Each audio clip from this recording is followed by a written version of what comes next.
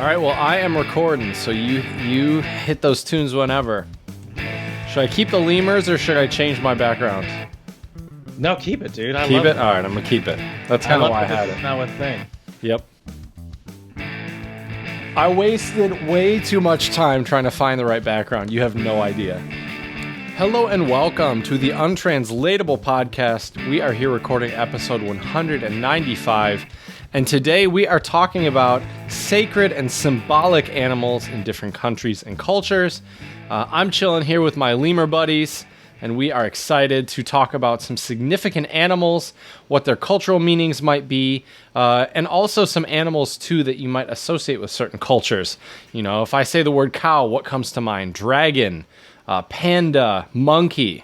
You know, there's all sorts of different animals we'll be talking about today. So if you're an animal lover and a culture lover, stay tuned. We're bringing lots of gems to you today. And my zookeeper and my expert on everything in the animal kingdom, my buddy Jared. What's going on, Jared? It's me, the zookeeper. That's what they call me. I love that. That's like some morning radio station. Welcome to the zoo. I'm the zookeeper. I wish I had some animal to play, but I don't. You need like an elephant doing the thing or something, or... I keep forgetting to pull up my soundboard for some reason. You do have a drop, though, too, that says slipping on gator piss, which I think also would be a very zookeeper type thing. Welcome to the Untranslatable Podcast. I'm Jared, the zookeeper. There you go. Yes, perfect.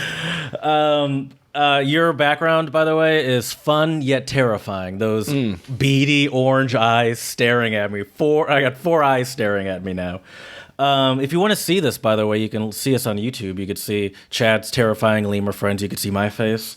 You can also see our faces on Instagram, Untranslatable Podcast. Twitter, Untranslatable1, the number 1. I've been going on a retweeting spree.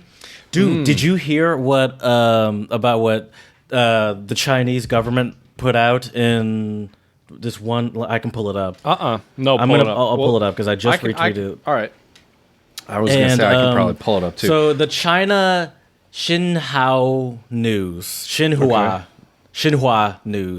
Oh, okay. So this is verified Twitter, China Xinhua News. China, we discovered a new virus. America. So what? China, it's dangerous. America, it's only the flu. China, wear a mask. America, don't wear a mask. And they have a video that goes along with it that so far has about 44,000 retweets of 2 Legos reenacting essentially what I just Legos reenacting what I just told you. So America is represented by a Statue of Liberty, America, like Lego, and then China is they're represented by just normal looking Lego humans is what I'm saying. And it says January, we discovered a new virus. America, so what? It's dangerous. It's only a flu. And then so they say hospital built in 10 days. We say show off. February, it's overwhelming our medical system. This is what China says. America says, look how backwards China is. And China says... Did America say that, though? I don't know. I don't know. I have so many qualms about all of this, Jared. Can I've been trying to hold my tongue. No. But the reason I'm bringing... It's like we're being trolled. Right. By China on Twitter. Right. Which is kind of ironic because Twitter is not even accessible in China unless you have a VPN. Right. Check out our Great Firewall of China episode for more on that. Right, which was our last episode. No, it was 2 episodes ago. 2 episodes ago. So who is this for, you know? It's for us. Right. They're trolling us. Yeah. And, well, here's the thing. There's a few things in there that I think are worth discussing that are a little true. I mean, it's exaggerated because they're obviously trolling us. But there's also some other things that I think are also fairly biased. Number 1, the mask thing I think has been an issue in the States. There are still some people out there that think it is, infringing upon their freedoms and rights for them to wear a mask.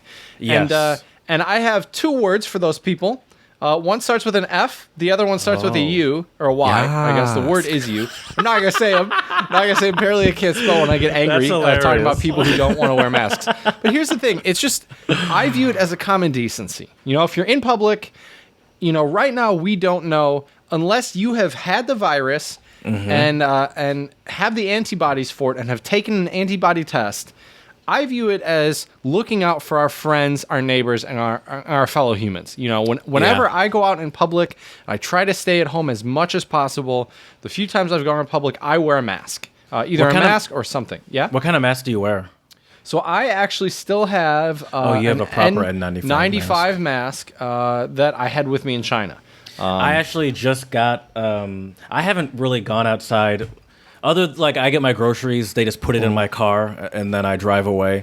So, I haven't really gone out into a public space since this thing really started, although I did get a mask today, and I'm considering making a trip to the grocery store, just because getting it through the website works and all, but one, you forget stuff sometimes, and it takes a while to do it. It takes a week to find a time slot to do it because they're so packed. But I can show you my mask.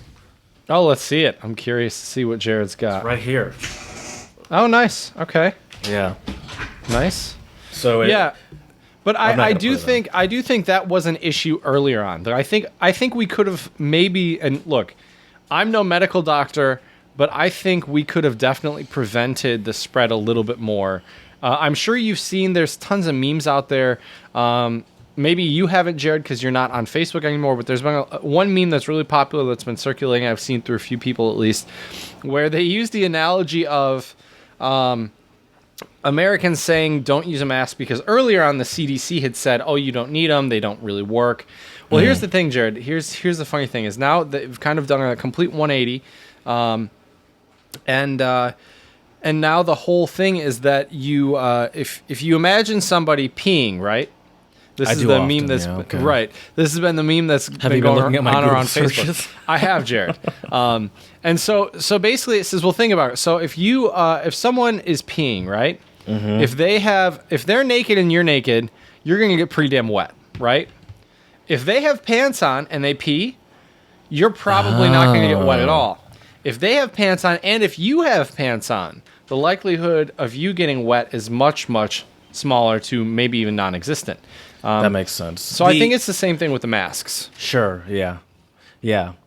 That's a weird analogy, but okay. super weird, but that's what's been going on around Facebook right now. Since you're not on there anymore, I figured but I don't even know how to feel about that. So, dude, today is a sad day. Why is that? Today, within about 2.5 hours, I would be. I would have been on a flight to go to Paris today. Which is really ironic you mentioned that, Jared, because I got an alert yesterday saying, don't forget your flight is leaving from Detroit to Moscow. So today also would have been the day my girlfriend would have flown out. Oh, okay. Had she have be leaving? No. Wow. But yeah, so you're right though, dude. Like the time has flown, and it is a sad day. But hopefully you can. Because it does feel like it's flown now, but like I haven't even really thought about the flight since like the beginning of March, essentially, which was 2 months ago at this point, when I just knew that's like, okay, I'm clearly not going to Paris in 2 months. But it has flown by in the sense where it's like, oh wow, that would be happening right now. Yep. So to make up for it, I do think I am gonna go on a vacation, or not go on a vacation. What am I talking about? Yeah, a staycation and take vacation days. Nice this week. Good just call. For some what is it, R&R, rest and relaxation. Yeah. Have some fine French wine. Exactly. Some baguettes. Yeah, some escargot. Some escargot, of course. Yeah, of course. You betcha. Most definitely. Well, Jared, it is a sad day, but I think there's one way we can brighten your day a little bit. That's true. And one way we can do that is definitely by spreading some love. And my first shout out today, spreading the love to Hong Kong, the government of Hong Kong, because every resident is to get a reusable mask as the city is trying to start this new normal and still continuing the fight against COVID-19. So Their plan is to mask the city's 7.5 million people for free, and this will roll out next week, and the preparations now are at the final stage. The other interesting thing, though, too, about this, Jared, which is also a really positive thing, is as of today, which is May the 3rd, this has been another day of 0 new infections in Hong Kong, which I think is really, really great. I think we need to applaud the efforts made in Hong Kong, also Taiwan and South Korea, because they have really been doing a lot. Also China, too. China has been doing a lot as well. But sending lots of love to Hong Kong right now for giving their citizens free reusable masks. They say, Jared, that these masks will be able to be used at least up to 60 times. I'm assuming there's some type of cloth or microfiber, and you can probably just wash them and reuse them, I would imagine. But yeah, I think that's great. So shout out to Hong Kong. That's super awesome. I have one more shout out today, Jared. I don't know if you saw this, but the cast of Parks and Rec has raised $3 million for Feeding America. They did like a special online where they're all at home. It's worth a watch. I saw it. But it's like really funny. But you saw it? Yeah. Okay. See, last time you told me you saw something and I asked you about it, you're like, I couldn't tell you much about it. Yeah. Right. Could you tell me anything about this? Absolutely. Okay. Oh, ironic. I just got another notification about the flight. That is hilarious. I just got another notification. We're flown out today at 4:20. Pour one out for the homies, for everyone who is supposed to be traveling right now. Anyways, back to the Parks and Rec, Jared. Yeah, so at least what I saw, they were singing Little Sebastian, or whatever the song they wrote to commemorate the mini horse that was at the fair on the show Parks and Rec. Parks and Rec, for those of you who are unaware, is a very popular American sitcom. It's really, really funny. It's got actors like Amy Poehler and Nick Offerman. But anyways, they raised $3 million. Chris Pratt, right? A bunch of big ones. Were they in character? Yeah. Okay. Mm-hmm. Okay. So what I heard was that the episode was essentially, so it was through Zoom, the episode, I imagine. Yes. I heard it was them like in character in Pawnee, as if the COVID-19 was happening to them right now. Exactly. That seems I like that. It's a cool idea. Yeah. I mean, you've seen a lot of shows do this. SNL has done stuff, which I mean, what do they say, Jared? Art imitates reality. I don't know if you consider television art, but some people might. I think it is art. So it's a creation. It's a creative, and it's definitely art. For sure. You know what else is not high art, a work a lot of it, art, but it's Jared, and I would say very high art, are the untranslatables. I don't know about the untranslatables, but I would say language is a form of art. Well, Jared, we can agree to disagree on this one. I would say the untranslatables are a very fine, exquisite high art. And I want to start us off today with an untranslatable. All of mine today, Jared, are Cuban. I've been listening to Cuban music today because it just puts you in a great mood. Stay tuned for our song of the pod later, people. Speaking of Cuban music. My first one, though, Jared, is, as I said, Cuban Spanish. And it is Me Resbala. What do you think Me Resbala means? Well, it's like my something. It means it slides off me. It slides off me? It slides off me. Mm-hmm. Is it... Me resbala, so me slide off. Yep. Okay. Is it is it like the same thing as American? Like it doesn't affect me, or it doesn't offend me, or I don't care about what you're saying about me. Yeah, you said it. I don't care. Right there. I don't care. Okay. As the Germans and Austrians say, it's sausage to me. Oh, or in Italy. Many fregista. That's right. Okay. My first one is Estonian. I don't know why. That's what I decided to go with. It's a cool country. David's been there, hasn't he? David's been there, yeah. Пожалуйста. Shout out to it's actually his birthday today, I think. So shout out to the homie David. Yeah, I'm pretty sure it is. We should get him back. We could totally do that. We should. He's still in the Czech Republic. It'd be interesting to talk to him. Okay. We can figure out the time difference. We're pros at that by now. Anyways, your untranslatable is Estonian. Pustya. Let's hear it. Punaseks ete tegema. Make something out of wood and paint it red. Is that like to get dolled up, to make something look nicer than it is? No. To make something out of wood and paint it red. So to go crazy. No. So You look like you're making something out of wood and painting it red there, buddy. So I think the best way. So let me give you an example. If I wanted to, so you're struggling with this untranslatable. Mm-hmm. I think for me to make it clear, I'm gonna have to make it out of wood and paint it red for you. You're going to have to really explain it in great detail. I'll give it to you. All right. To make something abundantly clear and obvious. It's like you gotta really make it, put it in their face. Crystal clear, we would say. Crystal clear. Right. Red box. Yeah, right here. It's red. Yeah, okay. I like that. That's a good one. Mm-hmm. All right, I got a couple other Cuban Spanish ones for you, Jared. All right, this one is great. I love this one. Va a la Habana y apaga fuego. Okay, I know this one. Go to the Havana. Go to Havana. Go to Havana, Cuba. And say the last part again. Y apaga fuego. Oh, and get lit on fire. And extinguish fires. Oh, okay. So the Go to Havana and extinguish fires. Is that like hit the town hard? It's like you're going raging and sitting in the city or something. You know, I could see where you would say that, Jared, but I think we would use this, like, say, for example, if you were like a musician, right? I would say you could say, yeah, they went to Havana and they extinguished fire.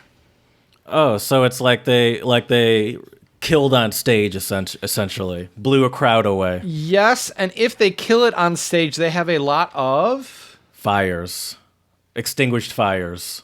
A lot of what do they have? What do you need, Jared? If you're a musician and you want to kill it on stage, what do you have to have? You gotta passion. You need passion. Okay, good. Oh, jeez. Stage presence. Other than okay, what else do you need? A microphone. Some people who don't have to work very hard but are very good at something like a natural stage, like a not stage, like a natural talent. Talent. You need talent. Just means you're talented. That's all it means. Oh, you're talented. Wow. All right. Wah. My next one.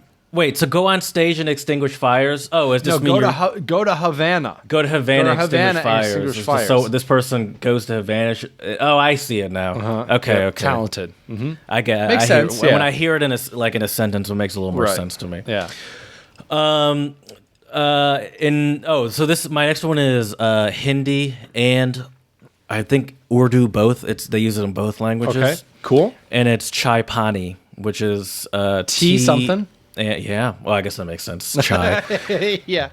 I keep forgetting, because in the U.S., at least, we have tea? Chai tea, which is a kind of tea. But really, that's just tea. It just means tea, yeah. Which is fun fact about tea real quick, Jared. You know, what's the saying now? It's chai by land and tea by sea. So it means if you got tea, if it was shipped over an ocean, we call it tea. If it arrived there via land, they generally call it chai. A little fun fact for you. Interesting. Mm-hmm. Yeah. So this is in the U.S. Right. Okay. Well, yeah. U.S. The tea had to be shipped, right? Right. Yeah, I got you. Mm-hmm. Yeah. Okay. Anyway, so tea and what's the next part of your tea and water? Tea and water. It's like peanut butter and jelly, man. It just goes together perfect. No, but that makes perfect sense. It has nothing to do with that. It's not. It's not even interesting. But it's funny because I didn't even think about that. But that makes perfect sense. Okay, no. They go together like tea and water. So, So, say you're in some countries. Maybe if you're in some African countries or some Middle Eastern countries, or maybe you're in Russia or something. If you're doing any sort of business, building something, you're trying to move things along, you might offer some tea and water, or maybe if you get pulled over. Is it to bribe? Yeah, I guess so. But bribe, To You know, encourage? it's interesting. It is bribing, essentially. Yes. Okay. I actually am going to give that to you. Because, but they make it clear. They say, so it's like money and favors given to someone often bureaucratic workers to get things done. So, you know, it's kind of greasing the palms. But they also made a point to say that this is not a negative thing.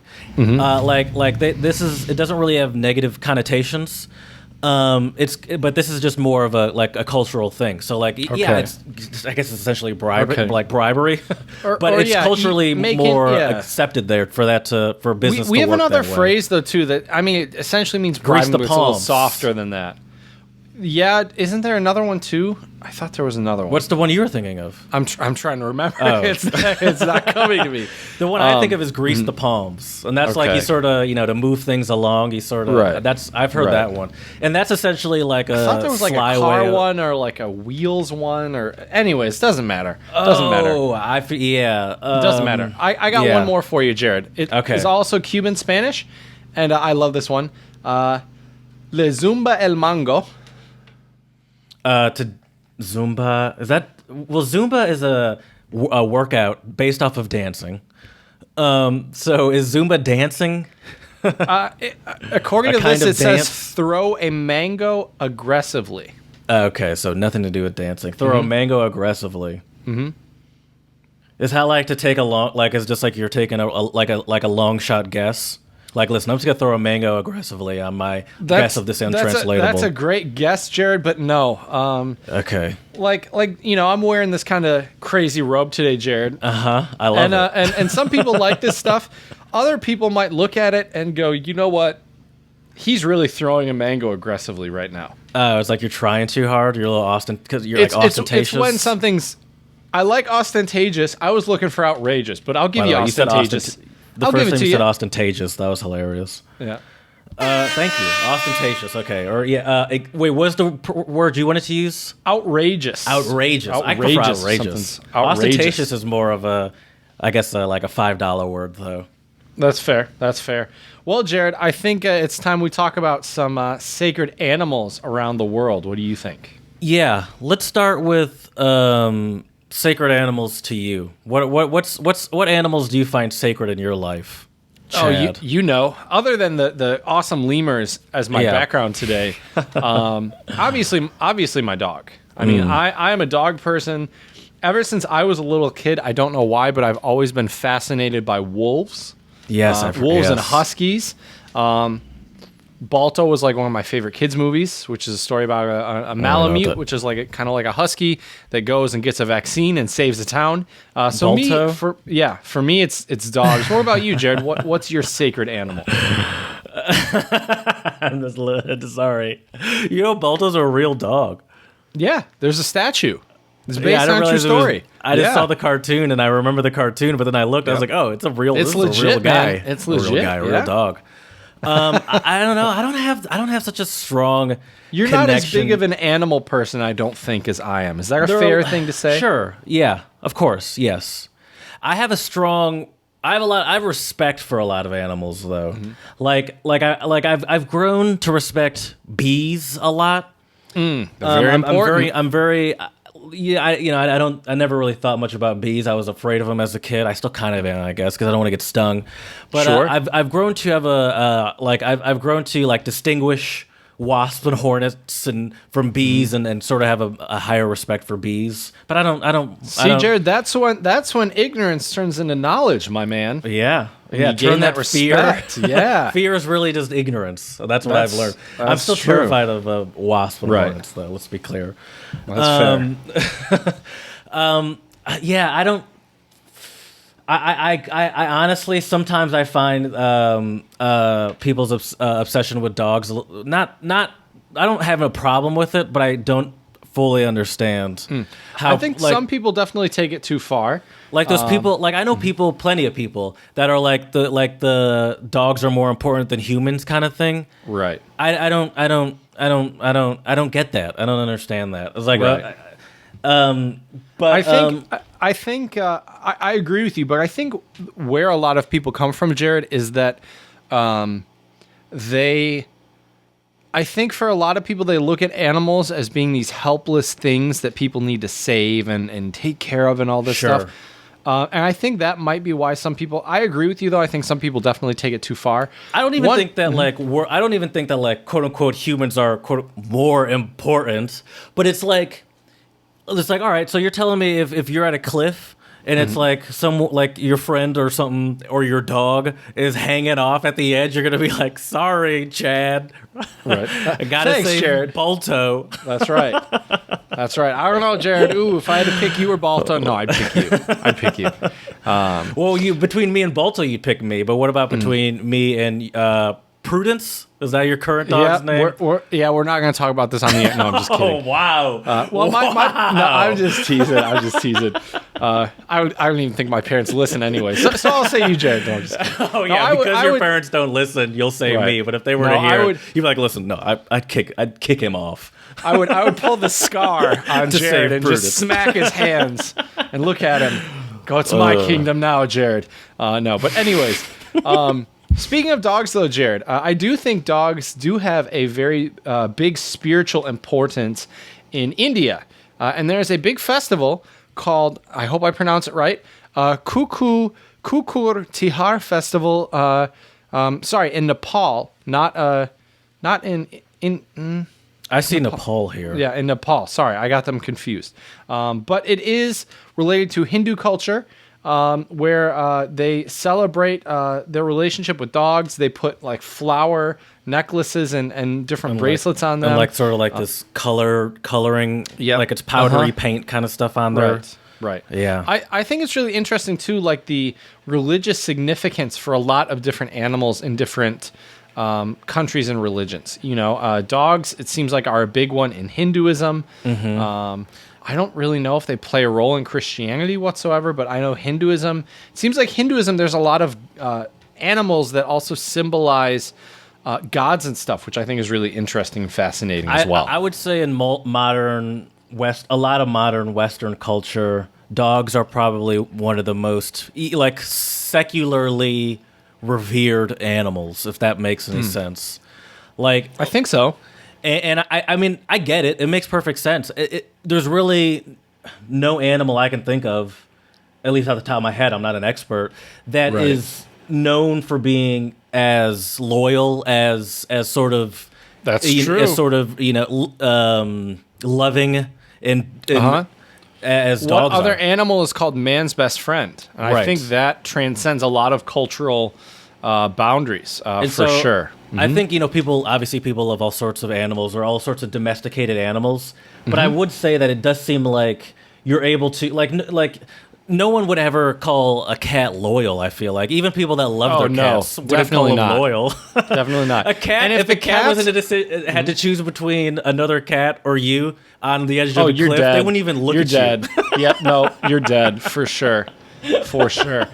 But I think cats also aren't loyal like dogs are because they don't really need to be.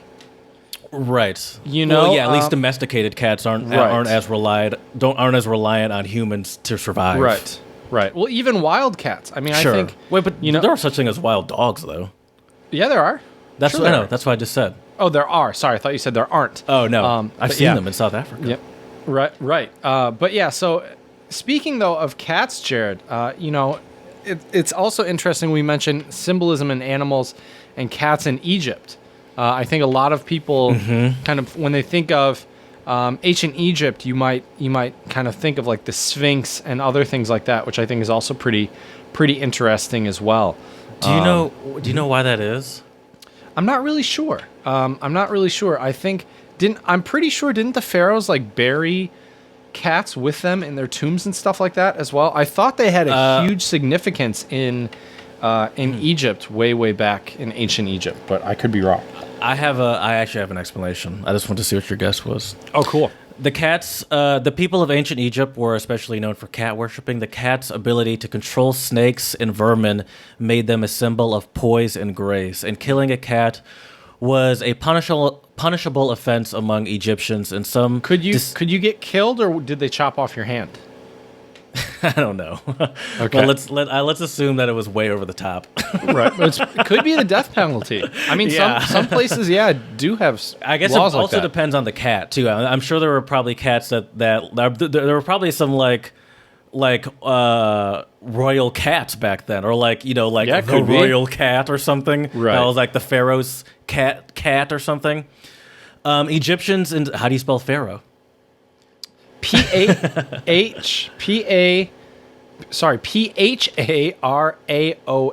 Pharaoh. yeah, There I you go. think- I Boom, think boom. Parada.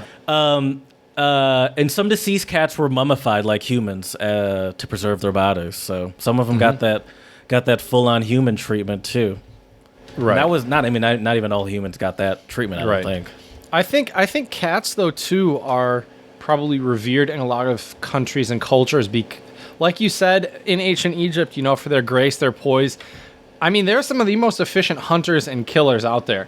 Yeah. And I would be willing to bet money, Jared, if domesticated house cats were bigger, there would be some issues, I think. Yeah. Oh yeah. I mean, well, have you seen Tiger King yet? I have. I'm done with it. I've watched it all. Good. Yep. Good. What did you think of it? Speaking of It's- cats. Speaking of big cats, for Joe Exotic, those cats were definitely sacred, I think, in the beginning. Did you it's see a crazy series. the Joel McHale thing? Episode 2. I'm like halfway through it. I haven't watched all that It's yet. not really. I mean, it definitely just normalizes not the everyone same. a little bit, except for Right. Joe Exotic, but he's not Right. in it.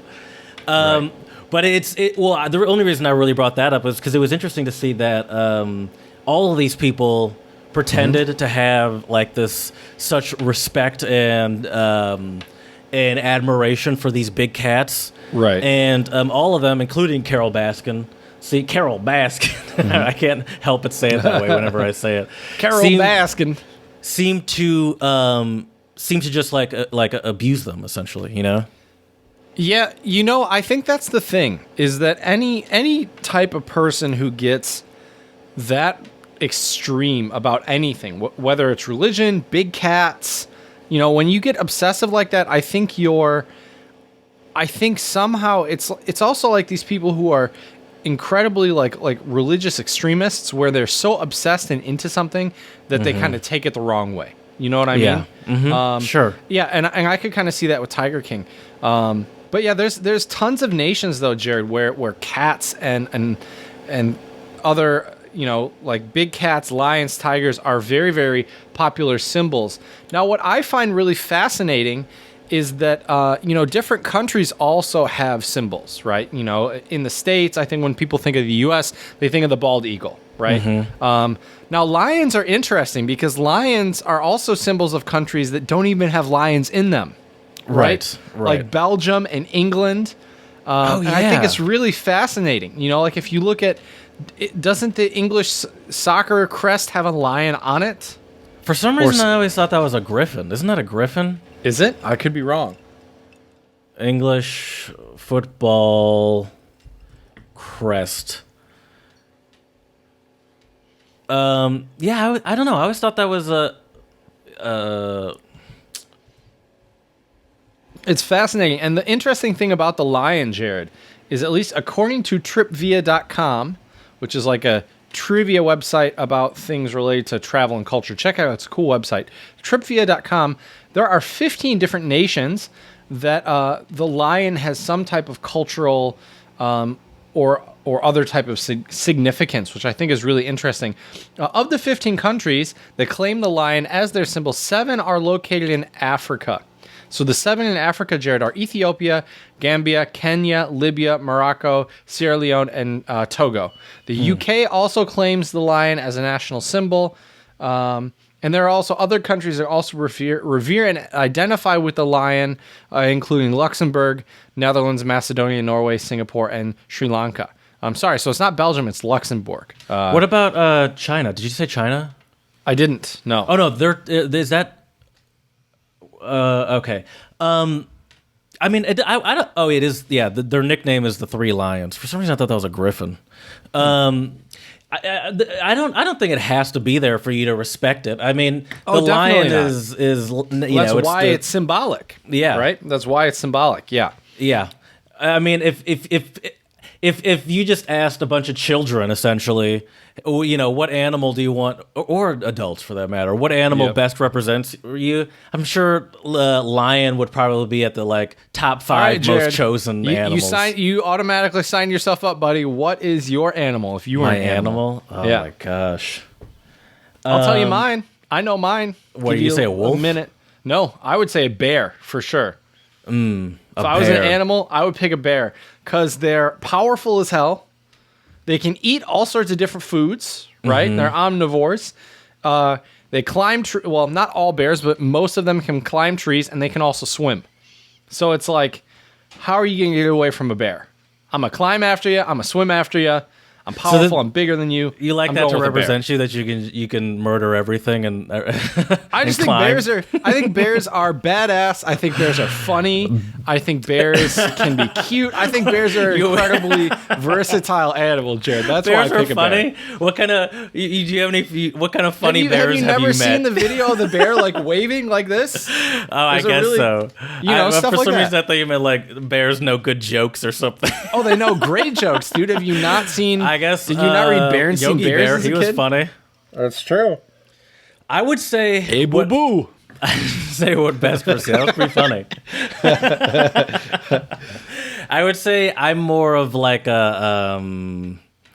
I want to say like either like a some sort of. I think I'd actually swing more towards the big cat. I'm trying to. Okay. I wish I knew more about all right. animals, because I want to say something like what are those animals that fight cobras? A mongoose. Oh, mongoose. Good choice. But Okay. I don't know much about mongooses. What I do know about Are you a lot of scrappy? Is that why you're kind of scrappy? and Yes, I'm scrappy. I like to fight. I don't let. I feel like mongooses people are probably fearless. Have you seen the Yeah. video of the mongoose? I just said I was afraid of bees, so I don't know if that's a good. Well, maybe if you were a mongoose, you wouldn't be afraid of bees. Well, this is Jared. perfect, because I think I'm more of a big cat, and I think big cats are more scared than one might think. Even I would though agree. they can. I would agree with that. Like They're a little like skittish. yeah, a lot. It seems like their instinct in a lot of situations, unless they're hungry in that exact moment, their instinct is more to run away than Right. to confront you. True. Because and I so think that's it's why- because they're smart as well. Sure. I Yeah. They're think like, they're what's the good point at- of getting into Right. a Exactly. confrontation with something that I have no idea what it is? Essentially, if like a human in a Jeep is going by or something with people taking pictures. That's why I think I would go big cat, because Okay. Big cat's a good choice. Good choice. they are like, you don't want to mess with them, but they are a little skittish and feared and scary. They are scared. They're also loners. A lot of them are loners. They Right. tend to travel alone, and they prefer to work alone a lot of the time. And so maybe Lions? I'd say Or a no, big cat? no, I'm not thinking a lion. I'm thinking Okay. more, because I think lions, Like a at least from what I've jaguar, seen, yeah, or a like a puma, cheetah or or a something. panther, or a cheetah. Because I feel like lions even sometimes hunt together. Like the ladies, I think Oh, they sometimes. do. They yeah. usually do. Yeah, in Yeah, their no, pride. I'm Yeah. thinking more like I'm not thinking lions. I'm thinking more Yeah. like a cheetah or something. Nice. Yeah. Yeah. I'm pretty lions, fast, too, not to brag. Yes, you are. That's for sure. I've played soccer with Jared. People, I can vouch for him for sure. But yeah, lions seem like a very popular one. At least symbolically, just because, they're very powerful animals, king of the jungle type of thing. I think a lot of countries want to view themselves as powerful and not to be messed with. And the irony of it is that the lion is considered the king of the jungle, but we also all know that the male lion, this quote unquote king of the jungle, does no work. Is lazy. Yeah. Yeah. But look at kings. Some guess kings that's do a lot of true. work, some don't. I mean, another true animal stereotype, Jared, that I would say would be eagles, bald eagles specifically, and the U.S. as a symbol. Yeah. And I've always wondered why. And then some meme news coming at you, people. I saw a meme a few years ago that was like, I don't know why a bald eagle is the American symbol. And then it was like, but the eagle swoops down and attacks something and then flies away, which is kind of like what the American military complex Yeah. So you're saying that the eagle represents drone strikes? It's just like, where did that come from? And where did that go? I'm saying that eagles come in. Jesus Christ. They get their shit done and they fly out of there, Jared. I never really understood why the bald eagle was the representation. Like, it doesn't really make any sense to me. I actually, did I tell you, I saw one in my neighborhood like a couple months ago, and it blew my mind. I was like, I didn't even know these were in Michigan. But apparently they're pretty prevalent these days. Now, the cool thing about eagles, Jared, is eagles actually represent, as a national symbol, 5 different continents. So that's kind of cool, yeah. Obviously, United States, the bald eagle is our symbol. Mm-hmm. Then in Mexico, you have the gold eagle. Zimbabwe, the African fish eagle. Nigeria, just an eagle. Egypt, a steppe eagle. Poland, the white-tailed eagle. Philippines, the Philippine eagle. Panama, the harpy eagle. And I think a couple other countries as well also have an eagle. Austria, Germany, I believe also Poland. So the eagle is a very, very popular symbol. When you were in Mongolia, weren't you? What kind of bird? It wasn't an eagle, was it? Didn't you have some sort of giant bird on your hand? A hawk. It was a hawk. Okay. And that thing weighed like over 20 pounds. Okay, so you really did it. So you had to really. It was exhausting to support it on your like tiring. Well, and then what they make you do, Jerry, is they make you kind of move your wrist back and forth, and that kind of simulates for the bird to make them like they're gonna fall, which then they put their wings out to balance. So that's how you get them first to do that to do the picture taking thing. Move. Yes, but then also it probably takes some of the stress off your arm for a second because they'll float. Right, and not really. No, you still feel their weight. But the funny thing is, Jared, is they had a different type of hawk or eagle or vulture or something at the place we went in Mongolia, and that thing weighed over 40 pounds. It's crazy to think. That's terrifying. Yeah, because 40 pounds. Well, how strong do you have to be to fly? To fly yourself. Exactly. But yeah, I think eagles, it makes a lot of sense because, eagles serve as a symbol of, like strength and confidence. Also like not to be messed with. They're top of the food chain. There's no one really the eagles aren't really, there's no animal that the eagles really should be afraid of. Right. For sure. That makes sense. It's interesting. I wonder. Let me ask you this: Does the alligator or crocodile ever come up as like a revered animal? Because I feel like alligators and crocodiles are similarly like sort of ruthless, right? But they also seem to be also like not like people don't have no respect for them. It almost feels like they're not revered. I think it's just because they're viewed, at least when I think of a gator or a crocodile, I think it's like of kind of pest almost. Not a pest, but like a villain, like an evil animal, right? Because like an eagle, what are the odds of you being killed by an eagle? That's what true. are the odds of you unless you're at a safari? What are the odds of you being killed by a lion? Well, that's what I was going to say. Okay. Yeah, that's exactly. Oh, I guess they're pretty low if you're in England. Right. Whereas a gator, if you're in the South in the States, those are there's real plenty threats. Of places. Yeah, they are.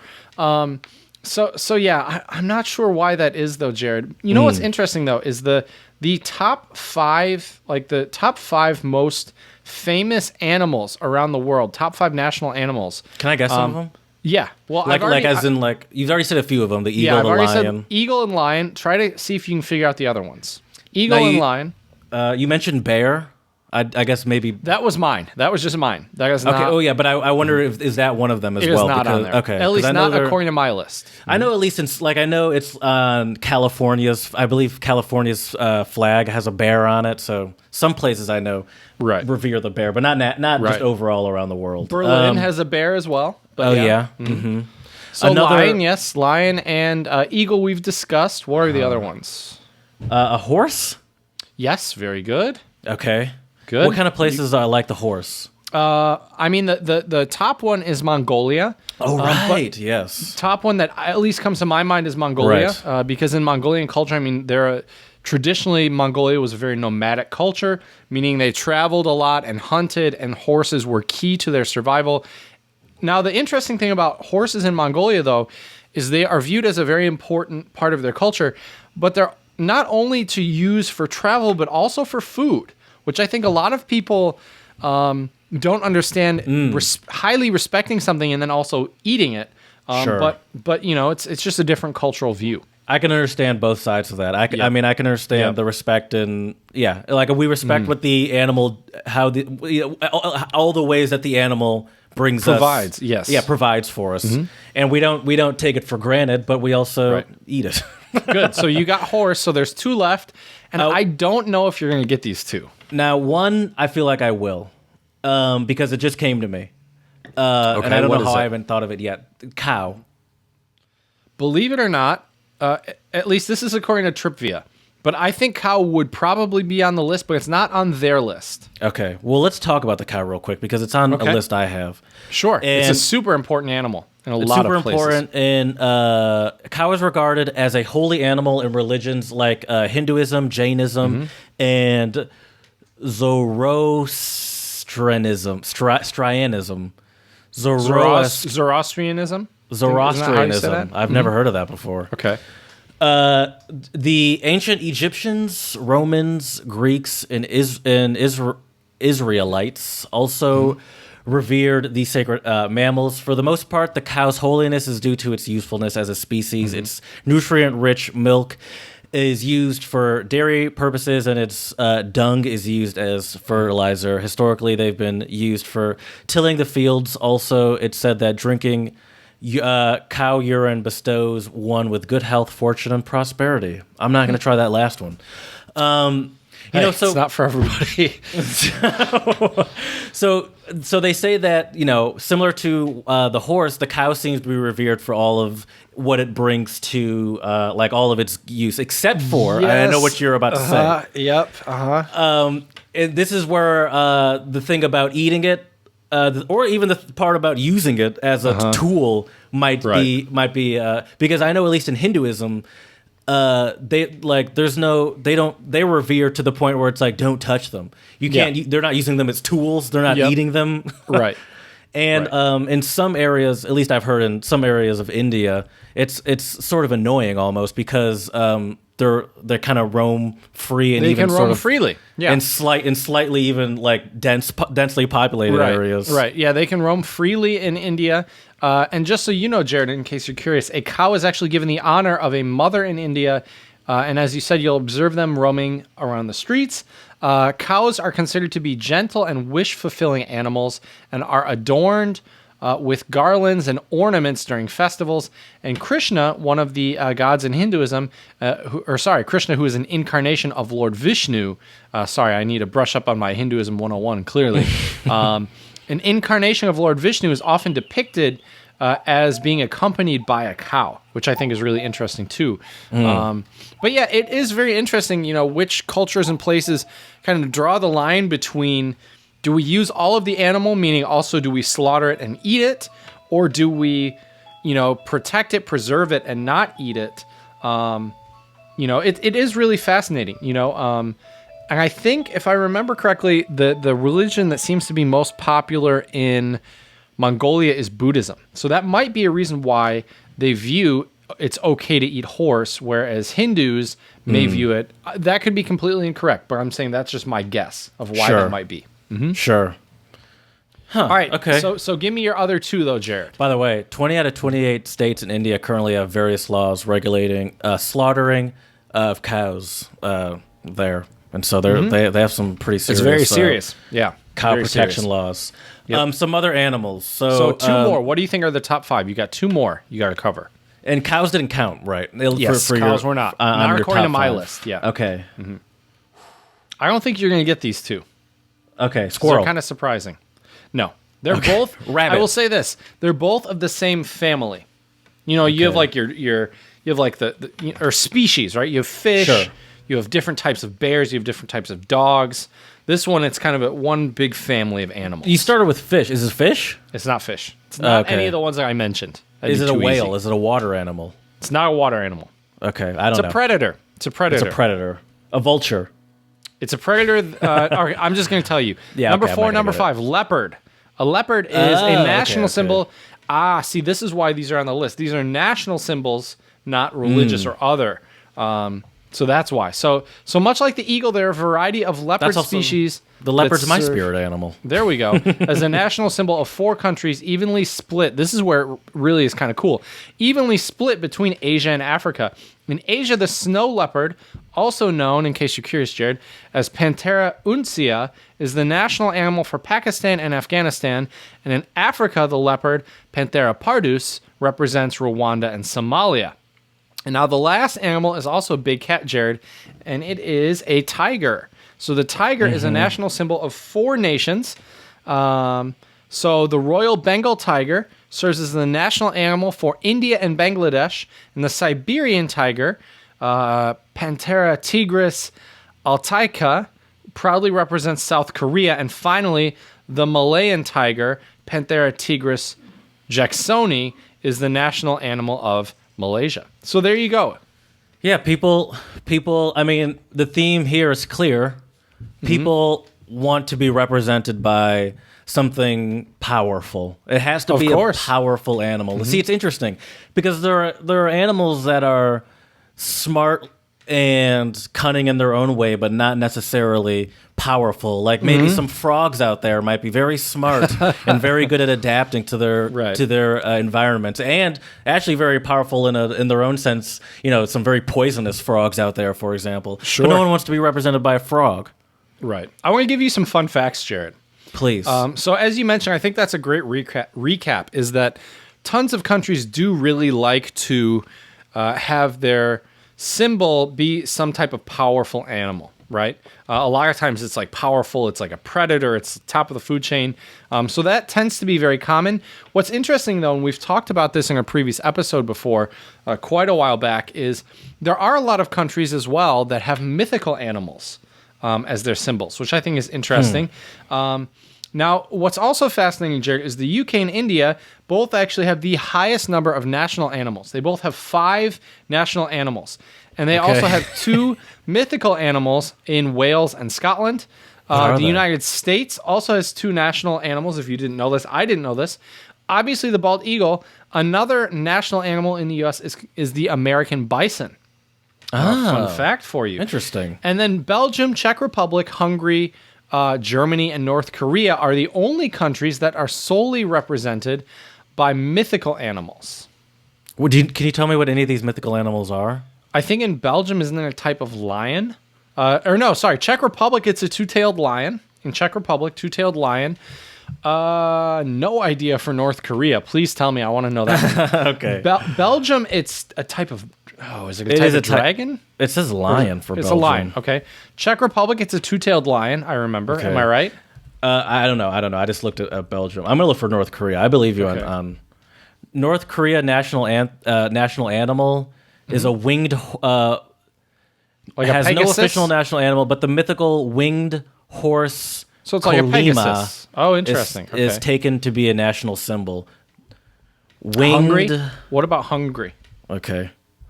I mean, listen, if you're going to be choosing a national animal, and it really is not arbitrary, it doesn't matter. You know, a turul. It's pretty arbitrary, yeah.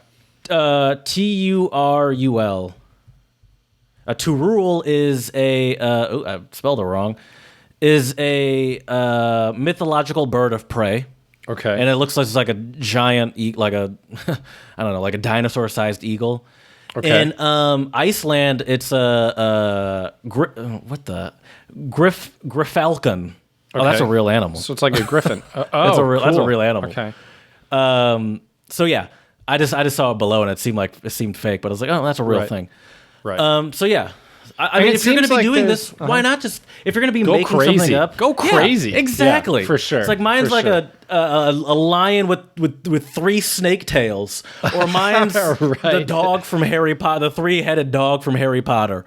Cerberus, or whatever it's called. I don't know. I'm not a Harry Potter nerd. Yeah, it's really interesting, which countries choose to have a mythical creature versus a real-life animal. It's very fascinating. I think some other animals worth mentioning, Jared, as well. So we talked about dogs, cows, lions, the big cats, which you were right, though, Jared, about lions in China. I forgot lions a lot of times are depicted in front of temples to guard temples. Yeah. And Yeah, I thought we talked about that my before. stupid ass thought they were dragons off of first sight, but no, they're lions. Okay. But yeah, dragons You must are a have big got it one, confused though, with your robe. That's true. That is true. Another big popular animal too, though, Jared, is monkeys. In a lot of places in Asia. You know, I was in Bali and they had the monkey temple. And so I think monkeys are another very popular animal. Were there rules against like touching them and stuff? I mean, or that's just probably for your own safety.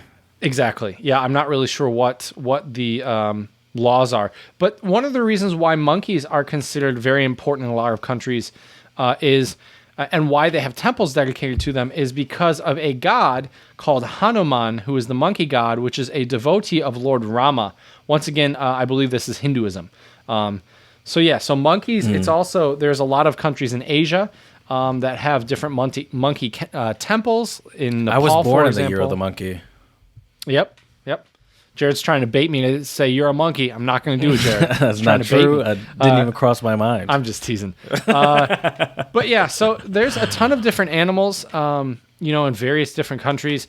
And I think it's also kind of interesting, which animals we tend to think of when we think of other countries. So I want to wrap up our main segment, Jared, I want to say an animal, and I want you to give me the place that just comes to mind first. Okay? We'll start out easy. When you think of a lion, what country or place comes to mind? Or maybe that's a difficult one. But yeah, lion. Obviously, China comes to mind to me. England now comes to mind. Now I know those aren't griffins. Now I can't think of specific countries, but I definitely think of Africa just because that's mostly continent. That's where lions come from. Okay. You know what country I think of, Jared, when I think of a lion? No. What country? Jamaica. Because the lion is also a very prominent symbol in Rastafarianism. Oh, I didn't even know that. Yeah. Okay. Yep. Okay. How about a bear, Jared? A bear. When I hear bear, I think the U.S. Okay. I think China. I think like a panda. Oh yeah. Oh, that's true. Panda. Yeah. I don't. Pandas aren't sacred. I don't think, but they seem. People seem to respect. They're very pandas. important. Yeah, they're trying to force important. them to bang it all the time. Forcing them to bang all the time. Bears. That's maybe Canada. You know what country comes to my mind immediately with bears? What's that? Russia. Oh yeah, Russia. Yeah, that's a good one. Because there's tons of videos of people who live with bears or train bears, and it looks like they come from Russia. Didn't like Khabib Nurmagomedov? Didn't he train on bears, like fight bears as a kid or something? Who knows? Who knows? All right, so we've covered bears. All right, let's make this a bit mythical, Jared. What about dragons? Once again, China. Okay. I think of a lot of different Asian countries. I also think of Bali. Japan, sure. Korea. Dragons. Yeah, I'm gonna go a lot of the Asian countries I mentioned for sure. All right. How about I'll give you one more. What about let's see here. What about owls, Jared? Owls. I definitely think the U.S. Owls, I think, have this weird sort of smart guy vibe going on here in the U.S. Sure. And they are, it's interesting. It's interesting. They are sort of looked at as like kind of cute, and I feel like a lot of people. Well, it depends on the culture. Depends on the culture. I mean, in the U.S. Yeah. And I feel like a lot of people sort of disregard the fact that they're ruthless killers, similar to like an eagle or something. Right. I think in Japan, it's either Japan, China, or South Korea. Owls are viewed as like a bad omen. Like if you see an owl, so if you see it around, like something bad's about to happen. Yeah. Yep. Okay. Yep. It's like, exactly. Oh God. That's right. I mean, how often do you see an owl too? First of all, they're nocturnal, and even so, they're still pretty like sneaky. Hey, we might have creatures. some listeners who are night owls, Jared. They might see one fly by their window. That's true. Jared, if you do see an owl though, and you got some bad vibes going, if you need to change up your vibes a little bit, I think you can tune into our song on the pod this week called "Temba Tumba Timba" by Los Van Van. Thank you. Which is a Cuban group, and it's a fantastic song. What are your thoughts on it, Jared? I mean, it's what you think if you think like Cuban music. Yeah, it makes you want to dance. Not the only thing is it makes me want to dance, but I know that I can't dance on the level that this music expects of me. Or anywhere close to it. I imagine being in Cuba, going onto the dance floor, starting to dance with a Cuban woman, and she's just being like, "I don't have time for this," and going to That's some fair. Cuban man that moves his hips way better than I do. But it's very fun. It's light. It's very horny. Right. That's the Jared means there's a brass section. There's a lot of horns. Horn section. not go I'm as gonna I have planned to it start to. using that from now on. Yeah, it's pretty horny. That song right there is pretty horny. Oh no! People are gonna be like, "What?" Like, don't worry, my friend Jared taught it to me. It's okay. It's all good. But yeah, there is a great brass section, which I think is pretty common with a lot of awesome Cuban music.